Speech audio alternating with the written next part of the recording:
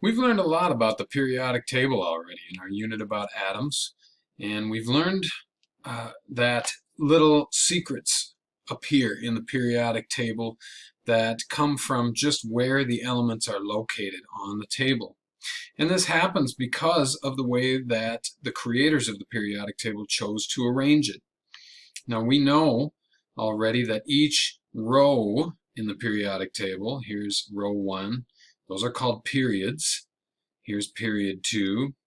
Each new period in the periodic table is a new shell in the electron clouds, okay, a new ring.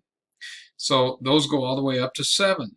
So the biggest elements that we know of have 7 shells, 7 energy levels, 7 rings, same thing. We also know that when we put the periodic table in order of increasing atomic number, right, like in period 4, this is number 19, then 20, then 21, 22, you add 1 electron each step, and so that means that the group numbers, those are the numbers on the top, that tells us how many valence electrons. So the periodic table is arranged according to electronic structure, how the electrons are in the energy levels. Okay, we even know that there are big blocks based on the subshells, S, P, D, and F. Okay, now all of that is really cool, but even more cool stuff comes out of the periodic table when we do this. There are other trends that you can see on ptable.com, and we're going to work through this periodic trends note-taking guide here to talk about some of those. And these trends just appear because of the way we've arranged the periodic table. So a trend is the same as saying it's a pattern. Okay, you can predict just by where something is what sorts of properties it might have. So let's take a look at atomic radius first. Okay, radius is another way to think about size. If you think back to your math classes, the radius is half the distance across a circle. And basically an atom is like a big sphere, right? It's a big cloud of electron density. And radius gives us some way to measure how big it is. Okay, so radius is size. And on ptable.com, we can find radius right here and click on it, and we immediately get a recolorized periodic table that shows us the trends. Okay, now the darkest ones are in the lower left corner, and you can see from the color key here that that's the maximum. So the biggest elements on the whole periodic table are in the lower left corner. And what we're going to do on our note-taking guide is we're going to draw arrows showing us the direction of the trend, the pattern, right? So the atomic radius goes bigger down here and smaller up here. And then there's also a left and a right trend, right? As you go leftward on the periodic table, the atoms all get bigger. And that holds in every period, right? Even if I look in period 4, they're smaller off to the right than they are on the left. Up in period 2, very light colored on the right, dark colored on the left. They're bigger on the left, okay? If you go to any group, obviously in group 1 you can see it's getting darker as we go down, but that pattern holds in any group. If we go over to group 18, they get darker as you go down, okay? So that's the beauty of the periodic table, is that you get these trends that go in 2 different directions, and it allows you to predict all sorts of interesting things. Now in my notebook, I want to talk about why that happens. Okay, so I'm going to quick copy down this trend.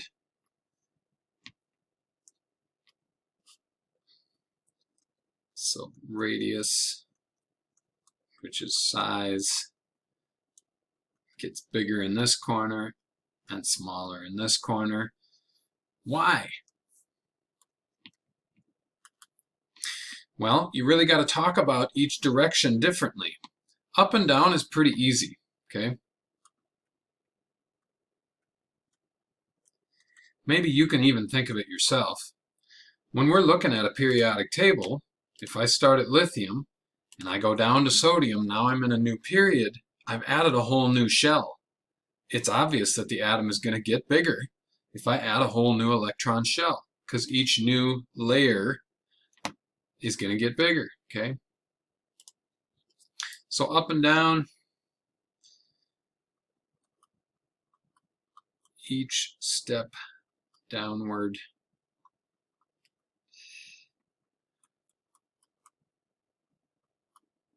And I'm going to say energy level in these notes.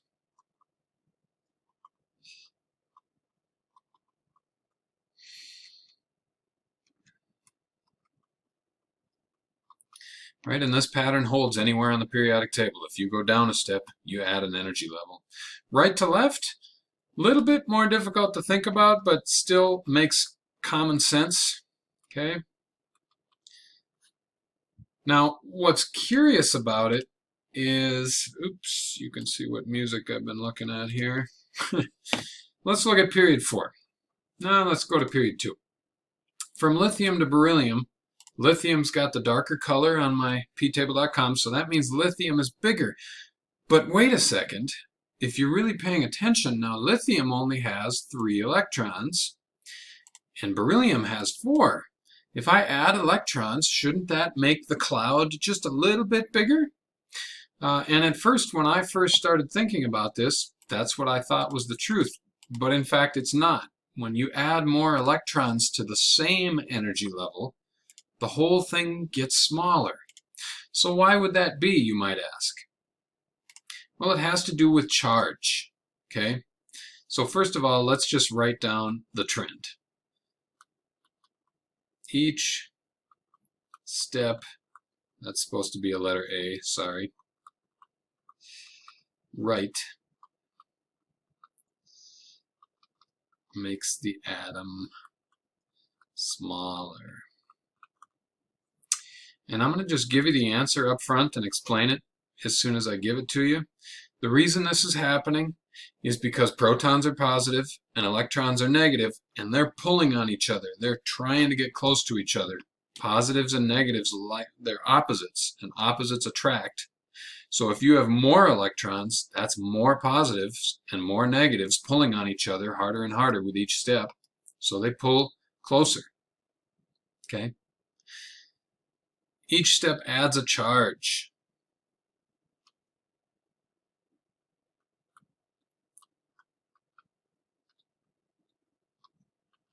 Each new proton and electron pulls the electron cloud closer to the nucleus. Okay, so lithium I had was 3 pluses and 3 minuses. 1, 2, 3. Then we went over to beryllium.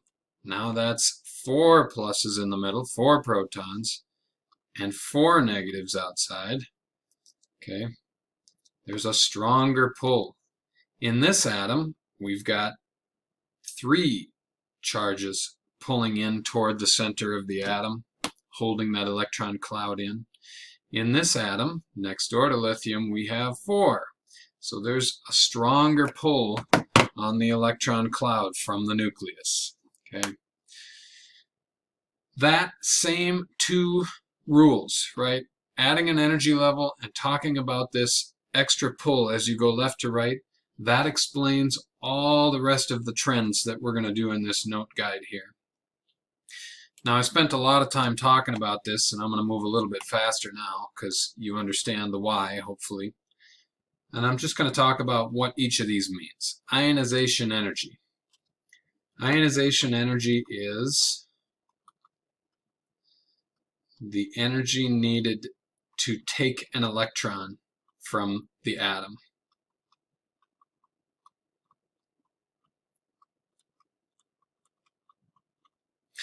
And this one is kind of the opposite, right? The darkest squares are in the upper right of the periodic table. So this time we're going to be drawing our arrows like this and like this. Okay, high ionization energy here, low here. And the same rationalization holds for this. Okay, as you go down, you add a new energy level. Remember, the nucleus, like a mother duck, is holding all those electrons in. It's like a mother duck holding all of her ducklings around her. If there's more and more layers of ducklings, she has a hard time keeping track of them all, right? So as you go downward in the periodic table, the ionization energy gets lower. It's easier and easier to pull an electron away from that nucleus. Same thing as you go to the right. Remember, as we go left to right, there's more and more charges, stronger pull, okay? So stronger pull in on the cloud means it's harder to take an electron away from that cloud, higher ionization energy. Electronegativity is the ability of an atom to attract electrons from another atom. This is almost the same as ionization energy, really subtly different. It's still about pulling on electrons, trying to take them away.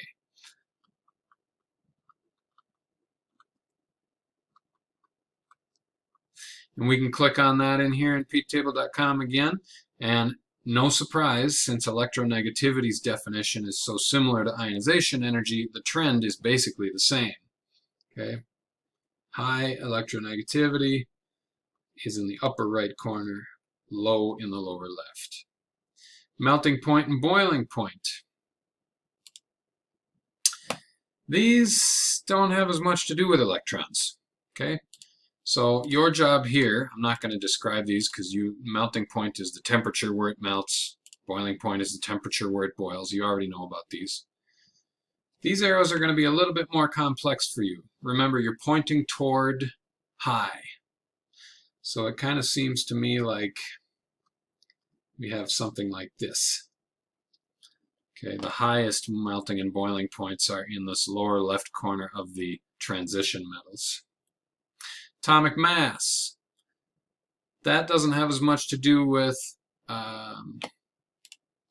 electrons as well.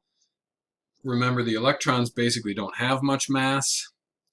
So mass gets bigger as you go down, and mass gets bigger as you go to the right. Each step to the right is adding another proton. That's heavier. Each step down is adding a bunch of protons. That's heavier. And finally, reactivity. This one I'm just going to give to you. This is the only one that's not on peaktable.com.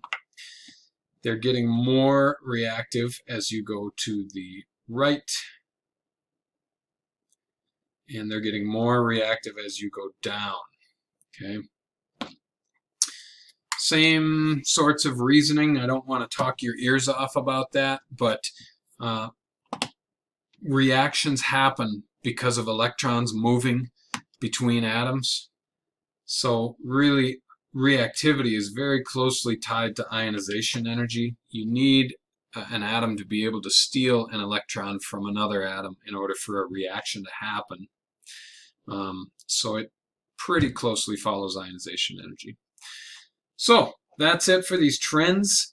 Why are they useful? Well, a couple of examples, and then I'll finally shut up. I know this video is going a little longer than most. You can predict things like which atom is bigger. And we could say, where was my radius again? I lost it. Here it is. We could say sodium or magnesium. They're right next to each other. Okay, sodium's here, magnesium's here. Well, we know the trend from left to right is that they get smaller to the right. So right away we know that sodium is bigger.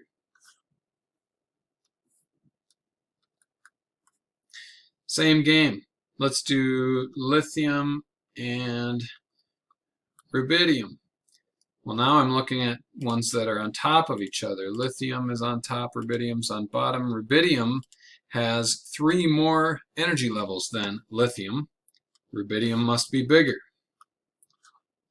I don't need to, cheat and look at ptable.com's trend. I could shut it off and just go back to the normal coloring once I understand the trend and have it in my head. A little bit trickier is when you do a diagonal pair. Okay, like let's say I do sodium versus calcium. Okay. Well, calcium is lower.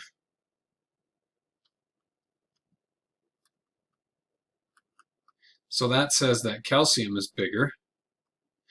But calcium is to the right. And when you move to the right, in case you forgot, as you move to the right, the colors get lighter, the atoms are getting smaller. So you've got two competing things happening here, right? New energy level when you go lower, so it's bigger, but if you move to the right, there's more charges pulling in, so that should make it smaller. So which one wins? And in this case, I just wanted to show you the new energy level wins. Okay, very much so. We can even see that when we see the actual numbers of the radius. Sodium's radius is 190 picometers. Calcium's radius is 194, definitely bigger than sodium. So a new energy level wins when you're talking about those diagonal comparisons.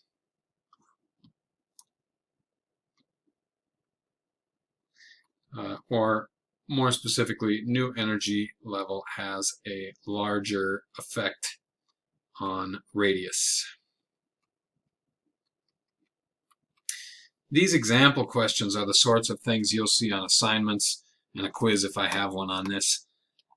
So what you need is really good notes about what the trends are. That's why we took this sheet here, so that you can use these diagrams to make those predictions. Hope this made sense. Happy day.